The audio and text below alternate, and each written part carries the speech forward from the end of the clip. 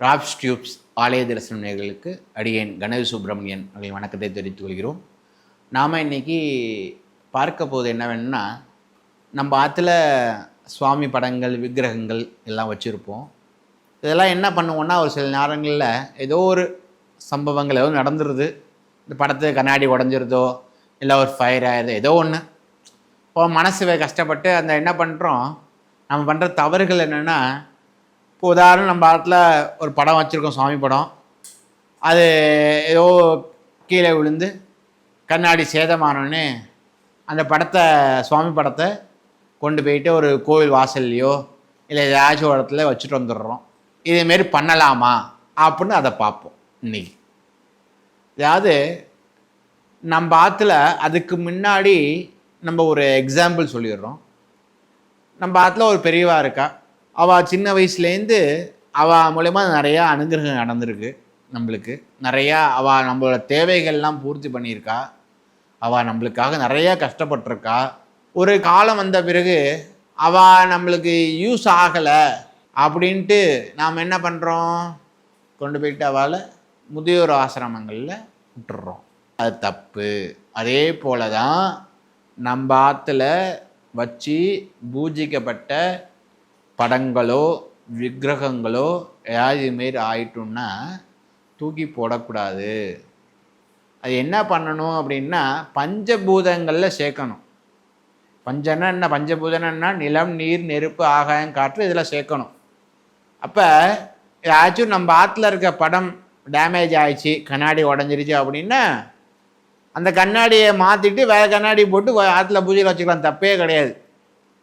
அதை கொண்டு போயிட்டு நம்ம ஒரு ஏதாச்சும் இடத்துல வைக்கிறது, அப்போ அந்த இடத்துல சில ஜீவராசிகள் ஒரு தப்பு பண்ணுறதும் அடுத்தவா பாதம் படுறதும் அதை தெரியாமல், ஸோ இதெல்லாம் பண்ணும்போது நம்ம இத்தனை நாள் அந்த சுவாமியை நம்ம ஆற்றுல வச்சு பூஜை பண்ணதெல்லாம் வேஸ்ட் ஆயிரும்.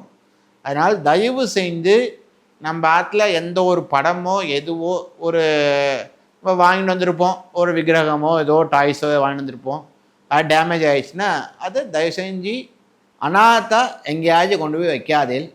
அது மகா பாவம். அது அப்படி உங்களுக்கு இதாக இருக்குன்னா அதில் கண்ணாடி இதெல்லாம் கழட்டி டஸ்ட்பினில் போட்டு அந்த பேப்பரை மட்டும் எடுத்து தண்ணியில் சேருங்க. பஞ்சபூதத்தில் இயற்கைக்கு எந்த ஒரு இயற்கைக்கு நம்ம எந்த ஒரு இதுவும் இல்லாமல் அப்படியே சுவாமி சொல்லிட்டார், சுவாமி படத்தை தண்ணியில் படுத்தணும்னு போடக்கூடாது, அப்படியே போடக்கூடாது. அந்த அதில் இருக்கிற மர ஃப்ரேமு, கண்ணாடி, இதெல்லாம் நம்ம இயற்கைக்கு ஆபத்தாக இருக்கிற அந்த இதெல்லாம் கழட்டி நம்ம ஸ்கிராப்பில் போட்டுட்டு அந்த மக்கும் கழிவு பேப்பர் மட்டும் நம்ம கொண்டு போயிட்டு தண்ணியில் சேர்த்துருங்க. இல்லையா கால்படாத ஒரு பூமியில் குழி தோண்டி புதைச்சிருங்க. இதை கொண்டு போய் நாம் அனாவதாக ரோட்டில் வைக்கிறது, கோவில் வாசலில் வச்சுட்டு வந்துடுறது, இந்த மாதிரிலாம் பண்ணக்கூடாது. நம்ம இதனால் பண்ண அந்த படத்தை வச்சு நீங்கள் வச்சு பண்ண பூஜையெல்லாம் வேஸ்ட் ஆகும். அதனால் அந்த தப்பு மட்டும் பண்ணாதில்.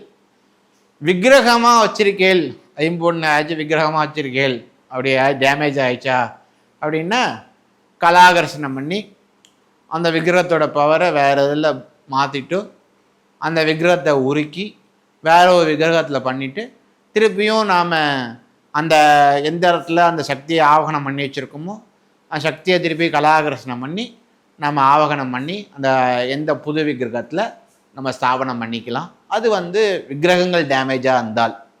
இதுமாரி படங்கள் டேமேஜாக இருந்துச்சுன்னா அதை பஞ்சபூதத்தில் சேர்த்துருங்கோ. எல்லாத்துக்குமே பஞ்சபூதத்தில் சேர்த்தா சுத்தி ஆயிடுது. அது இப்போது விக்கிரகம் டேமேஜ் ஆனால் கூட சக்தியெல்லாம் எடுத்துக்கிட்டு அந்த விக்கிரகத்தையும் நம்ம உருக்குறோம், அக்னியில் உருக்கி தான் அது திருப்பியும் மறு உலோகமாக மறு விக்கிரகமாக மாறுது. ஸோ அதனால் நாம் எல்லாமே நம்ம ஆற்றுல பூஜிக்கப்பட்ட விக்கிரகங்களோ சுவாமி படங்களோ நம்மளுக்கு அது டேமேஜஸ் ஏதாச்சும் ஆயிருந்தால் அதை தயவு செஞ்சு தூக்கி எறியாமல் அதை மறுபடியும் எப்படி சரி பண்ணலாம் அப்படின்னு மறுபடியும் பயன்படுத்தி ஆற்றுல பூஜை செய்யுங்கோ.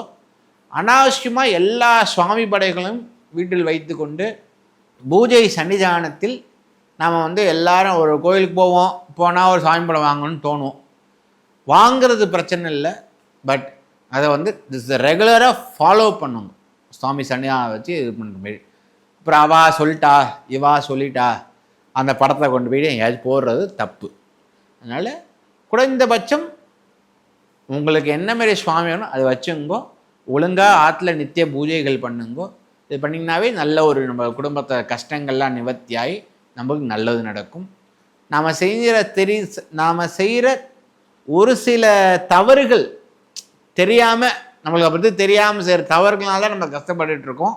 ஸோ இதெல்லாம் நாம் சரி பண்ணிப்போம், வாழ்க்கையில் நல்லா இருக்கலாம். அடுத்த ஒரு அனுபவமான ஒரு கதைகளையும் இதுலேயும் நம்ம பார்க்கலாம். நன்றி, வணக்கம்.